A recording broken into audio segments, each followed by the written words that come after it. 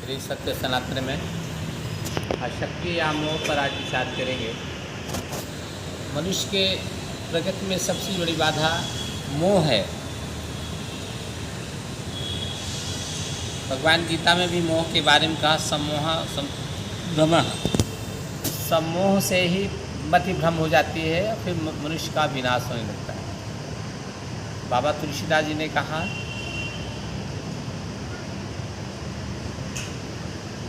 जाके ही वे न राम वैदेही यद्यपि तजिए कोचिसम यद्यपि परम स्नेही। भगवान का भक्ति जिस हृदय में ना हो उससे मोह नहीं करना चाहिए। परम मित्र हो, परम सखा हो, लेकिन भगवान को ना मानता हो, नास्तिक हो, सिद्धांतों को ना मानता हो, तो उसे क्यों ना कितना प्रिय हो उसे त्याग देना चाहिए, छोड़ देना चाहिए, क्योंकि वो जीव आपके साथ आगे बढ़ने में असमर्थ रहेगा।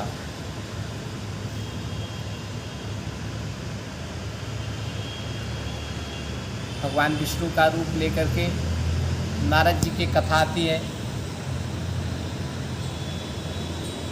उन्होंने अपना विष्णु का रूप मांगा था एक स्वयंवर में विवाह के उद्देश्य से, परंतु मोह उत्पन्न हो गया, उनको आसक्ति भय पैदा हो गई थी। लेकिन भगवान विष्णु ने उन्हें बंदर का रूप प्रदान किया और वही त्रेता में राम जी आए और उनके श्राप दिया था कि यही वानर आपकी रक्षा, जब आपकी नारी का हरण होगा तो यही वानर आपकी रक्षा करेंगे। मोह सभी पापों का जड़ है। मोह सभी बुराइयों का केंद्र बिंदु है, लेकिन मनुष्य के अंदर ये मोह और आसक्ति तब तक विराजमान रहती है, विद्यमान रहती है, जब तक वो जीवित रहता है, चलता है, श्वास लेता है। जानते हुए भी कि ये गलत है, फिर भी उसे त्यागने का सामर्थ्य उसके अंदर हृदय में नहीं रहता है, उसे चिपकाए रहता है। जैसे बंदर, अगर उसका बच्चा मर जाता है तो कहते हैं 7 दिन तक उस बच्चे को त्यागते नहीं हैं, अपने ही पास चिपकाए रहते हैं। वहीं बिल्ली जिस दिन जन्म देती है उसी दिन वो बच्चे का मुंह पकड़ करके से मोह नहीं करती। इसी दृष्टि से मोह मनुष्य के जीवन के लिए अति हानिकारक एक प्रवृत्ति है। जैसे स्थान का मोह हो गया, अब स्थान नहीं छोड़ने का मन करता है। कहावत है, जहाँ रोजी तहाँ रोजा। जहाँ आपको रोजी मिले, रोजी रोटी मिले, वहाँ चले जाओ। उस स्थान पे बैठे रहने से उद्देश्य पूर्ण नहीं होता। जिस गुरु से ज्ञान न मिले, उस गुरु के प्रति आसक्ति न मिले, भाव नहीं जगना चाहिए। उस गुरु को त्याग देना चाहिए और अच्छे गुरु की खोज करना चाहिए। हमेशा बुराइयां हैं, कमियां हैं, फिर भी वो हमारा है, अपना है, फिर वो उससे अलग नहीं होने का इच्छा करती है। न्याय है, क्योंकि अपने लोग हैं और अपने लोगों को त्यागने में बड़ा कष्ट होता है। मैंने कल भी वृत्तांत में बताया था कि भगवान श्री कृष्ण जी ने द्वारिका नगरी को डुबाने का उद्देश्य यही था कि कहीं मोह ना उत्पन्न होने पाए। नहीं, हमारा ये ईश्वरत्व हमारे कुटुंब के लोग, हमारे समुदाय के लोग, यदुवंश के लोग समाप्त कर देंगे। बैजनाथ धाम के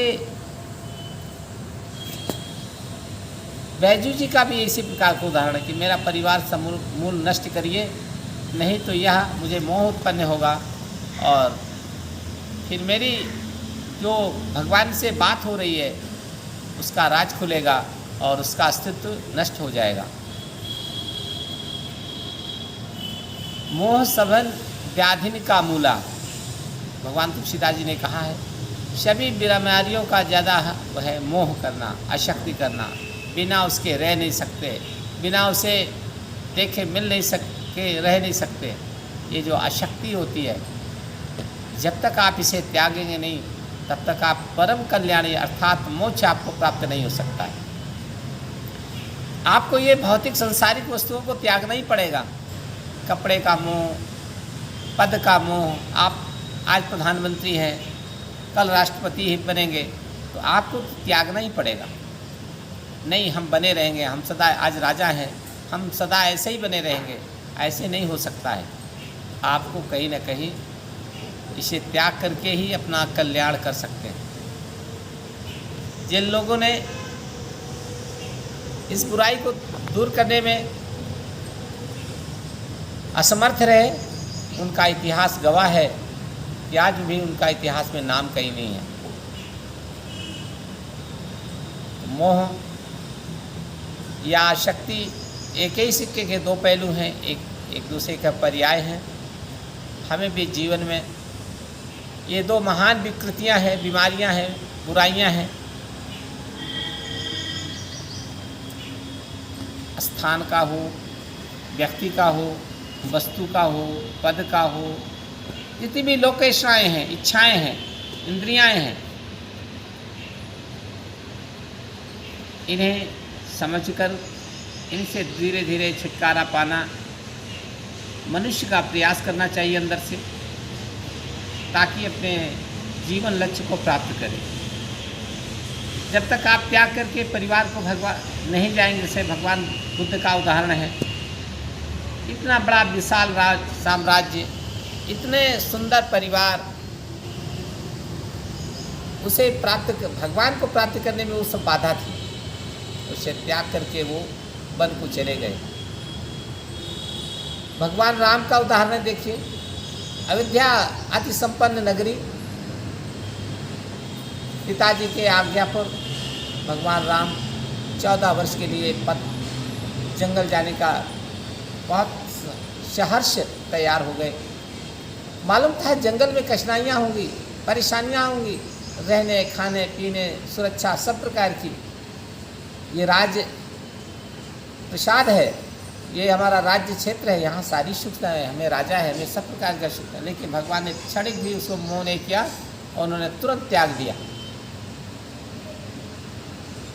और जाकर के अनेक कठिनाइयों का, मुसीबतों का सामना करते हुए मर्यादा पुरुषोत्तम राम कहलाए। माँ जानकी का त्याग कितना कठिन है। पत्नी को छोड़ना बहुत कठिन कार्य है।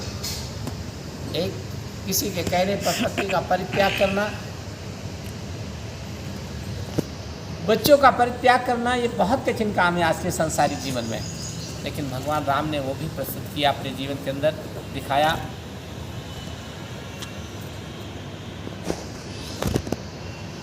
इस प्रकार का अनेक इतिहास का उदाहरण है।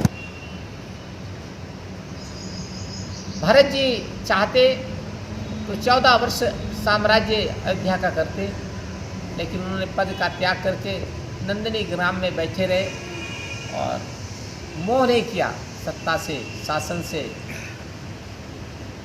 महत्व से, नाम से, और उन्होंने उसको एक आदर्श जीवन स्थापित किया। राजा हरिश्चंद्र जी का उदाहरण देखिए। उनके पुत्र रोहित को सर्प ने डस लिया। उनकी पत्नी तारा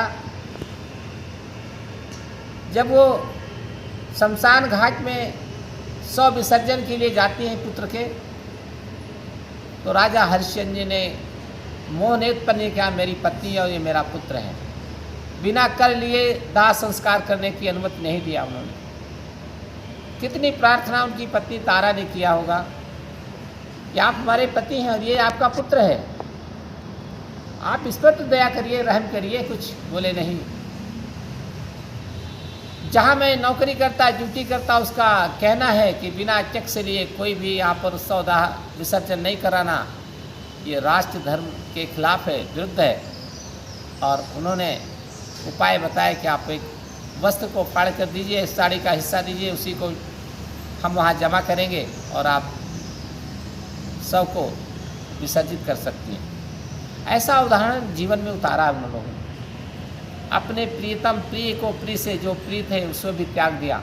मैरथ ध्वज का उदाहरण आता है कि देवता उनके घर पे भोजन के लिए गए और कहा कि आपके पुत्र का मांस हमारा सिंह खाएगा, और एक शर्त और है कि आप पति पत्नी अपने पुत्र के ऊपर आरा चलाइए और उसका कटा हुआ मांस हमारा सिंह खाएगा। मोह नहीं किया कि हमारा पुत्र है, हमारा भविष्य है, हमारा जीवन है, हमारी लाठी है बुढ़ापे की।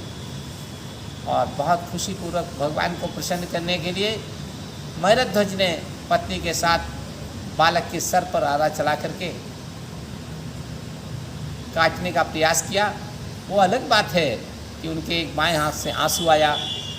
देवता विचलित हो गए कि तुम्हारे पुत्र को दुख हो गया है, अब हमारा सिंह मांस नहीं खाएगा। कथा बताती है कि वो बालक अपने उस अवस्था में बोल दिया, कटे हुए अवस्था में बोला कि आपका सिंह किस अंग का मांस खाने के लिए बात रखी है। बोले दाहिने अंग का मांस खाने के लिए कहा है। बोले देखिए दाहिने हाथ में मेरे कोई भी आंसू नहीं है, मेरे बाएं आँख में इसलिए आंसू आ रहा है कि एक तो देवता के काम में लगने जा रहा है मेरा अंग, दूसरा मेरा व्यर्थ जमीन में फेंक करके व्यर्थ हो जाएगा, इसका कोई उपयोग नहीं होगा, इसलिए मेरे कष्ट मैंने वो हुआ। भगवान वहीं प्रकट हुए और उनको कहा यो मस्तु, आपका कल्याण हो। तो ऐसे महापुरुष पौराणिक उदाहरण हमारे इतिहासों में, हमारे ग्रंथों में बहुत हैं। हमारे वर्तमान समय में बहुत उदाहरण दिखाई देते हैं कि पूर्व के स्वर्गीय राष्ट्रपति रहे माननीय APJ अब्दुल कलाम साहब बहुत ही गरीब अवस्था में रहे, गरीबी से उन्होंने शिक्षण करके मिसाइल मैन तक गए। 1 रुपया राष्ट्र का जब राष्ट्रपति बने 1 रुपया भी नहीं उन्होंने लिया। नौकरी के दरमियान भी पैसा नहीं विशेष लेते थे, सब राष्ट्र को समर्पित करते थे। डॉक्टर राजेंद्र प्रसाद जी का उदाहरण है, डॉक्टर नेता सुभाष चंद्र का उदाहरण है, महात्मा गांधी का उदाहरण है, RSS के जन्मदाता, RSS के अनेक लोगों का उदाहरण है जो राष्ट्र के हित में एक भी मोह नहीं उत्पन्न करते। 9 माह पैदा की माँ और पिता को और अतुल संपत्ति घर परिवार में होते हुए भी कोई प्रकार का मोह, भाई का मोह, बहन का मोह, माँ का मोह, पिता का मोह, संपत्ति का मोह, विवाह का मोह, उम्र का मोह, किसी प्रकार का मोह को नहीं ध्यान में लेते हुए संपूर्ण त्याग करके राष्ट्र की सेवा में चले जाते हैं और अपनी पूरी क्षमता से वहाँ राष्ट्र की सेवा में लग जाते हैं। अनेक कठिनाइयों का सामना करते हुए भी समाज की सेवा में तत्पर रहते हैं। ऐसे उदाहरण हमारे सामने बहुत हैं। परमात्मा उनकी शक्ति को और बढ़ाए जो राष्ट्र और समाज के लिए किसी प्रकार का मोह और शक्ति नहीं करते, और वही समाज के लिए हमारे आइडियल हैं, हमारे आइकॉन हैं, हमारे आदर्श हैं। ऐसा जीवन हमें जीने के लिए प्रभु शक्ति दे। परमात्मा उन्हीं की मदद करता है जो ऐसा प्रवृत्ति जिसके जीवन में होती है। छोड़ने की ताकत बहुत कम लोगों में होती है, जिनमें होती है वो स्वयं भगवान ही निर्णय करते हैं। ऐसे लोग इस राष्ट्र और देश का, समाज और धर्म संस्कृति का उद्धार करते हैं।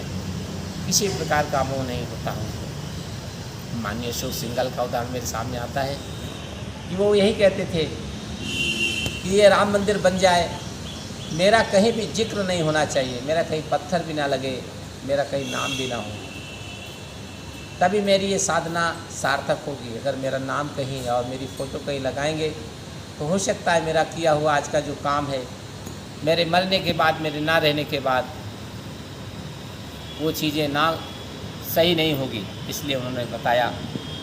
RSS के जन्म सरसंघ चालक, तृतीय सरसंघ चालक ने कहा था, मेरा सामान्य घाट पर मेरी अस्थियों का विसर्जन करना, सौदाह करना, जहाँ पर साधारण आदमी अपनी अस्थियाँ जलाते हों, अपने शव को जलाते हैं, वहाँ मेरे ले जा कर के करना चाहिए।